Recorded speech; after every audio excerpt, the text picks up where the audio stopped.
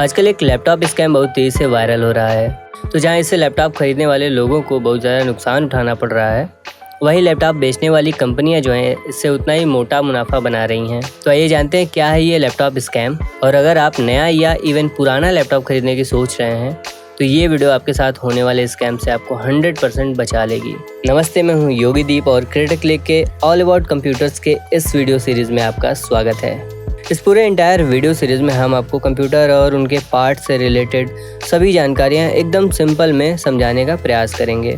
तो ये स्कैम क्या है, इस पर मैं एक छोटी सी अपनी घटना सुनाता हूँ आपको कि मेरे साथ क्या हुआ। तो मेरे एक जान पहचान के भैया हैं, उनके छोटे भाई जो कि बीटेक कर रहा है, उसे एक लैपटॉप चाहिए था। तो उन्होंने मुझे कॉल किया कि मुझे एक लैपटॉप चाहिए अपने छोटे भाई के लिए। तो मैंने उनके छोटे भाई से रिक्वायरमेंट पूछ ली कि आपको कैसा लैपटॉप चाहिए। तो उसने बोला कि भैया मुझे लैपटॉप चाहिए प्रोग्रामिंग, फ़ोटोशॉप और छोटे मोटे वीडियो एडिटिंग के लिए। उनका बजट भी ठीक ठाक था, 60-70 के आसपास था। तो मैंने उनके लिए कुछ ऑनलाइन लैपटॉप देखे और उनको लिंक सेंड कर दिया। तो फिर उन्होंने मुझे बताया कि उनके भाई को 1-2 दिन में ही निकलना है कॉलेज, तो वो डायरेक्ट दुकान से ही लैपटॉप खरीदना चाहते हैं, ऑनलाइन नहीं मंगाना चाहते हैं क्योंकि उसमें ज़्यादा टाइम लग जाएगा। तो हम लोग अगले दिन गए शॉप पे, वहाँ पे हमने पता किया तो उन्होंने बताया कि हाँ, वो सारे लैपटॉप के मॉडल अवेलेबल थे उनके पास, जिनमें से एक अच्छी कंपनी का लैपटॉप हम लोगों ने सेलेक्ट किया। यहाँ पे मैं उस कंपनी का नाम नहीं ले रहा हूँ क्योंकि मैं यहाँ किसी कंपनी को क्रिटिसाइज़ नहीं करने वाला हूँ, क्योंकि सभी कंपनियाँ जो है वो कमाने के लिए ही मार्केट में उतरी हैं और कंपटीशन मार्केट में इतना ज़्यादा है कि थोड़ा दिमाग अगर नहीं लगाएगी कंपनी भी तो वो कमा नहीं पाएगी। तो सिंपल मैंने उनको एक गेमिंग लैपटॉप, जो कि उनके भाई ने मुझे इशारे से बता दिया था कि भैया मुझे गेमिंग भी करनी है, तो एक गेमिंग लैपटॉप उसको चाहिए था जिसका स्पेसिफिकेशन कुछ इस प्रकार से था कि उसमें 12 जनरेशन का i5 प्रोसेसर था, 16 GB का DDR5 रैम था, 500 GB की NVMe M.2 SSD थी और अप्रॉक्स 15.5 इंच का उसका डिस्प्ले साइज़ था, फुल HD रिजोल्यूशन के साथ, और 120 हर्ट्ज़ का रिफ्रेश रेट था उसका, 250 निट्स की ब्राइटनेस थी और 4 GB की DDR6 ग्राफिक्स के साथ वो हमें मिल रही थी। उस लैपटॉप का ऑनलाइन प्राइस अप्रॉक्स 64-65 हज़ार था। अभी हो सकता है ये प्राइस कुछ घटा बढ़ा हो, लेकिन उस टाइम उसका प्राइस 64-65 हज़ार के आसपास था। और सेम वही लैपटॉप मुझे वहाँ लोकल शॉप से 61,000 रुपये का पड़ रहा था। क्योंकि मैं कंप्यूटर्स में बहुत पहले से ही डील कर रहा हूँ तो वो लैपटॉप मुझे डीलर प्राइस पे ही पड़ गया। लेकिन यहीं पे एक छोटी सी इंसिडेंट हो जाती है कि हमारे साथ एक और लोग आए हुए थे। तो उन्होंने भैया से बोला कि हम लोग दूसरे दिन लैपटॉप लेते हैं। तो मुझे लगा कि कोई बात हो गई होगी या पैसे कम पड़ रहे होंगे। तो उन्होंने बोला कि ठीक है, हम लोग अगले दिन लैपटॉप लेते हैं। लेकिन सेम डे उन्होंने लैपटॉप ले लिया और मुझे कॉल आया कि यार मैंने तो लैपटॉप ले लिया है, आओ एक बार तुम इसे देख लो। तो उस टाइम मैं एक क्लाइंट के साथ बिज़ी था तो मैं नहीं जा पाया। तो वो मेरे पास लैपटॉप लेके शाम को आए और जब मैंने देखा तो मेरा दिमाग एकदम घूम गया। जो लैपटॉप उन्होंने वहाँ पे देखा था वो सेम लैपटॉप यहाँ इनके पास था। वो लैपटॉप हमें 61,000 रुपये का पड़ रहा था और ये लैपटॉप इन्होंने 52,000 के आसपास ख़रीदा था। मॉडल देखने में एकदम सेम था। अभी देखिए इनके साथ स्कैम कैसे हुआ। और उस टाइम मेरा भी चेहरा देखने लायक था। उन्हें ऐसा लग रहा था कि दुकान वाले से मेरी सेटिंग है और जो 7-8 हज़ार रुपये एक्स्ट्रा लग रहे थे वो मेरे पॉकेट में आ रहे थे। और उन्होंने मुझसे पूछा कि यार ये इतना सस्ता कैसे हो सकता है। तो उसके बाद सबसे पहले मेरी ये एक आदत है कि मैं स्पेसिफिकेशन तुरंत चेक करता हूँ। तो जैसे ही मैंने लैपटॉप खोला तो मैं देखता क्या हूँ कि लैपटॉप सबसे पहली बार 10 जनरेशन का था। उसमें 500 GB की SSD लगी हुई थी, नॉर्मल SSD, 16 GB की DDR4 रैम थी, 4 GB की DDR4 ग्राफिक्स लगी हुई थी इसमें। अब यहाँ उन्होंने टोटल 7-8 हज़ार रुपये बचाए थे। और ये लैपटॉप इन्होंने जो ख़रीदा था सेम कंपनी थी, दिखने में भी ऑलमोस्ट सेम था, बस थोड़ा सा मॉडल का फ़र्क था। अब आजकल कंपनियां कर क्या रही हैं कि सेम लैपटॉप में हल्के से कॉन्फ़िगरेशन बढ़ा के उसके प्राइस जो है 8,000-10,000 बढ़ा दे रही हैं। हालांकि ये लैपटॉप जो इन्होंने ख़रीदा था उस टाइम इसी रेट का आ रहा था। अगर इसी सेम कैटेगरी में आप दूसरे कंपनी का लैपटॉप लेते हैं तो वो आपको 35 से 40 हज़ार में मिल जाएगा। तब जाकर मैंने उनको समझाया कि आपके साथ यहाँ स्कैम क्या हुआ है, और उसके बाद जो है वो मेरा चेहरा देखने लगे। तो यहाँ इससे आपको क्या सीखना है, तो देखिए कोई भी लैपटॉप लेते समय क्या क्या वो बेसिक चीज़ें हैं जो हमें देखनी चाहिए। तो यहाँ हम सबसे पहले प्रोसेसर से शुरू करते हैं। तो इस समय मार्केट में 2 ही कंपनियाँ हैं जो प्रोसेसर बनाती हैं, पहला इंटेल और दूसरा AMD। यहाँ पे ये AMD की ऑफिशियल वेबसाइट है। यहाँ पे आप देख पा रहे होंगे कि AMD इन सभी सीरीज़ में अपनी प्रोसेसर बनाती है, जिसमें कि AMD का Ryzen सीरीज़ जो है वो सबसे ज़्यादा फेमस है। ये सभी प्रोसेसर अलग अलग कामों के लिए यूज़ किए जाते हैं। AMD के बाद हमारा इंटेल प्रोसेसर आता है, जो कि सबसे ज़्यादा बिकने वाला प्रोसेसर है। इसमें भी इंटेल के जो कोर प्रोसेसर हैं ये सबसे ज़्यादा फेमस प्रोसेसर हैं। इंटेल कोर के अलावा Intel Xeon, Intel normal processor, Intel atom और इंटेल के IoT वाले भी प्रोसेसर बनाए जाते हैं। तो यहाँ हम देखते हैं इंटेल के कोर प्रोसेसर को, जो सबसे ज़्यादा यूज़ किए जाते हैं मोस्टली लैपटॉप और डेस्कटॉप के लिए। तो यहाँ मेजर 4 इंटेल के कोर प्रोसेसर होते हैं, i3, i5, i7 और i9। यहाँ पे कोर X जो है ये हाई एंड गेमिंग करने वालों के लिए और जो प्रोडक्शन लाइन में होते हैं, जिनमें मल्टीटास्किंग का काम होता है, उसमें यूज़ किया जाता है। अब यहाँ पे हमारे प्रोसेसर्स में जनरेशन और कोर होते हैं, तो इसके लिए हम i5 का प्रोसेसर चुन लेते हैं। तो जैसा कि आप यहाँ पे देख रहे हैं, ये इंटेल का कोर i5 प्रोसेसर है। इंटेल अपने बहुत टाइप के प्रोसेसर बनाती है, एक ही कोर में कई सारे वेरिएंट्स बनाती है प्रोसेसर के, जो कि अलग अलग प्राइस रेंज पे अवेलेबल होते हैं। तो जैसा ये इंटेल का प्रोसेसर है, Intel core i5 13500H processor है। तो वो यहाँ पे आप देख पा रहे होंगे, इसमें 12 कोर्स हैं और 4.70 गीगाहर्ट्ज़ की इसकी फ्रिक्वेंसी है और यहाँ पे 18 MB का इसका कैश मेमोरी है। तो यहाँ पे किसी भी इंटेल प्रोसेसर की डिटेल अगर आपको जाननी हो तो सिंपल इंटेल की वेबसाइट पे चले जाइए, प्रोडक्ट्स में चले जाइए, इंटेल का मैं कोर प्रोसेसर देखना चाहता हूँ। तो देखिए, इंटेल के किसी भी प्रोसेसर का अगर आपको जनरेशन पता करना हो तो आप उसके नंबर से ही पता कर सकते हैं। इसके लिए सिंपल, जैसा कि यहाँ पे एक प्रोसेसर है इंटेल कोर का i7 है, 13700K प्रोसेसर है। तो इसमें ये जो इंटेल कोर i7 है ये इसका ब्रांड है। यहाँ पे जो 13 नंबर है, पहले के 2 लेटर्स हैं, ये जनरेशन इंडिकेटर है, मतलब ये बता देंगे कि ये कौन सा जनरेशन का प्रोसेसर है। ये जो लास्ट के 3 डिजिट हैं ये SQ न्यूमेरिक डिजिट है और यहाँ पे ये सफिक्स, मतलब ये आपको बताता है कि आपका प्रोसेसर किस काम के लिए यूज़ किया जा सकता है। इसकी डिटेल आप यहाँ पे देख पा रहे होंगे। इसके कंप्लीट स्क्रीनशॉट मैं आपको दे दूंगा, आप वहाँ से इसे देख सकेंगे। तो लास्ट के लेटर का मतलब ये है कि ये किस चीज़ के लिए आप यूज़ कर सकते हैं। अगर K है तो हाई परफॉर्मेंस, F है तो इसमें ग्राफिक्स की रिक्वायरमेंट होगी, S है तो स्पेशल एडिशन है, T है तो पावर ऑप्टिमाइज है, X या XE है तो हाई परफॉर्मेंस अनलॉक्ड है। तो इस तरीके से आप इसे देख के समझ सकते हैं कि आपके पीसी या लैपटॉप में जो प्रोसेसर है वो किस लिए डिज़ाइन किया गया है। Back to the point, computer या लैपटॉप खरीदते समय आपको सबसे पहले ये देखना है कि वो कौन से जनरेशन का है और कितने कोर का है। ये जो i3 है ये नॉर्मल कामों के लिए बेस्ट है, जैसे कि ब्राउजिंग करना, वीडियो देखना और नॉर्मल ऑफिस वर्क इस पे आप कर पाएंगे।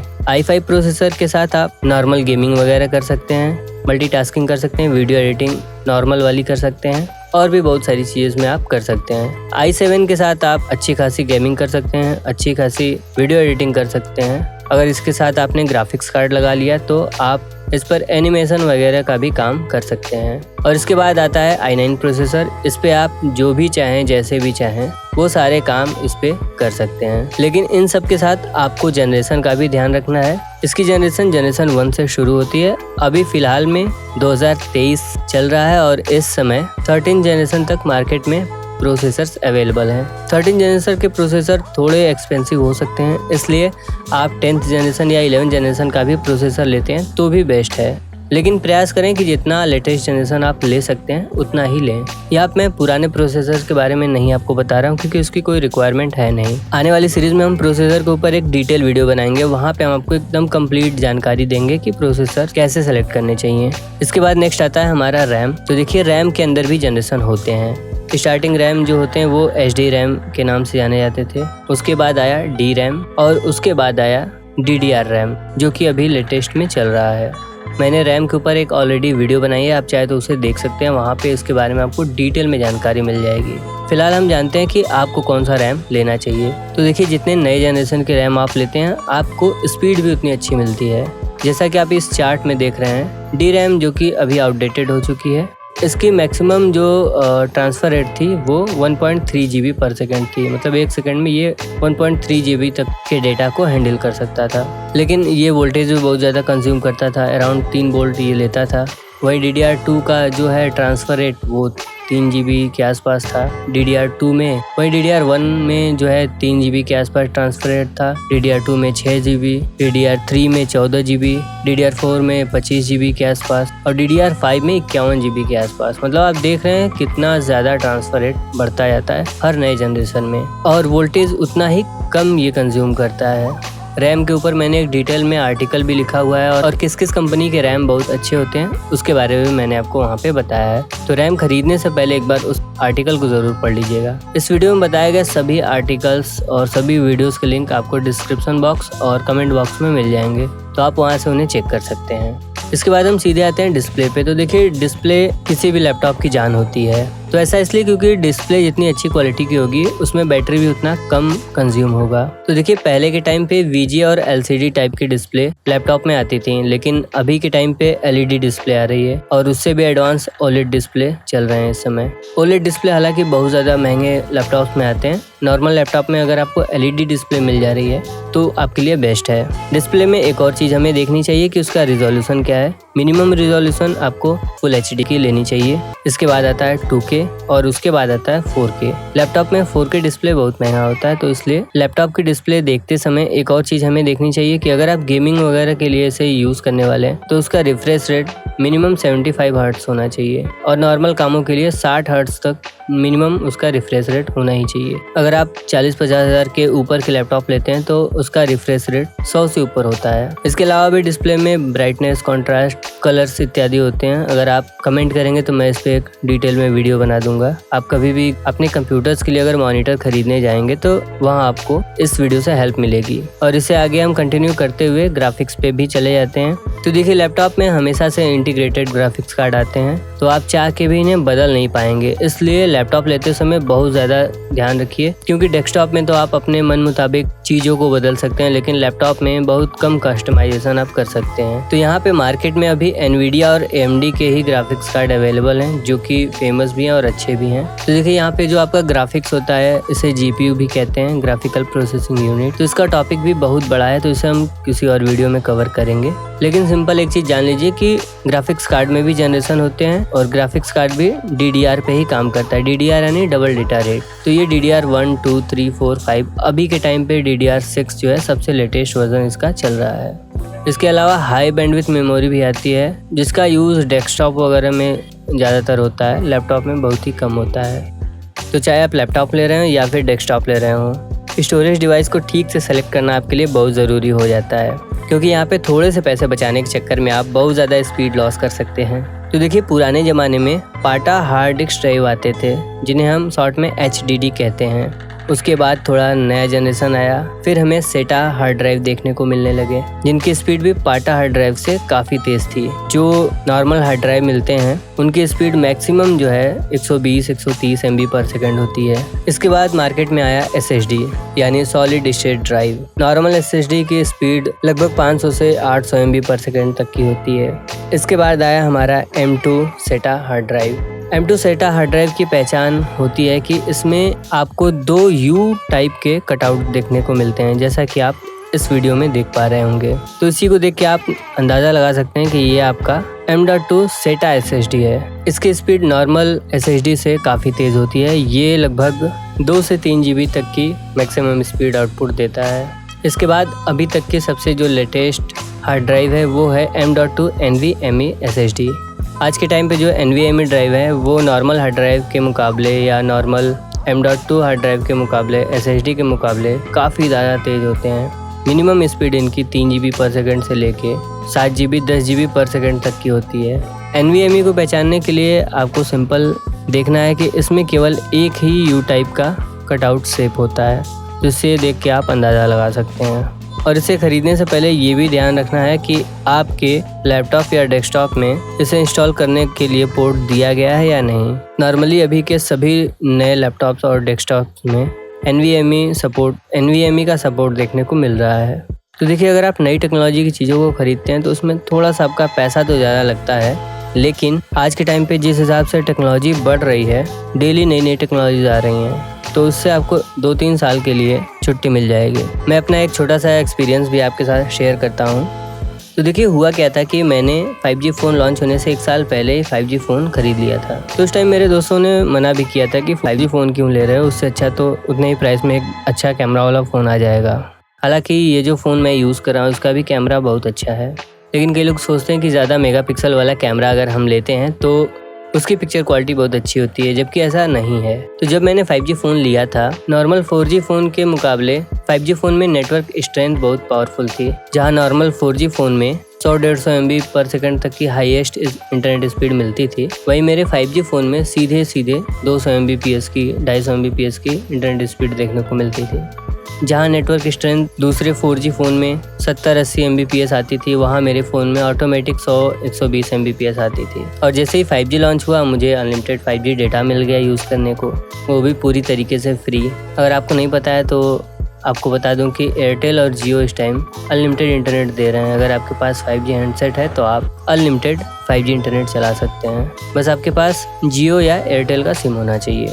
अब देखिए उस टाइम जो मैंने फ़ोन लिया था वो 27-28 हज़ार के आसपास ख़रीदा था। उस टाइम भी लोग 27-28 हज़ार के 4G फ़ोन ख़रीद रहे थे, अच्छा कैमरा क्वालिटी देख के या फिर उसमें कुछ नए फीचर्स देख के।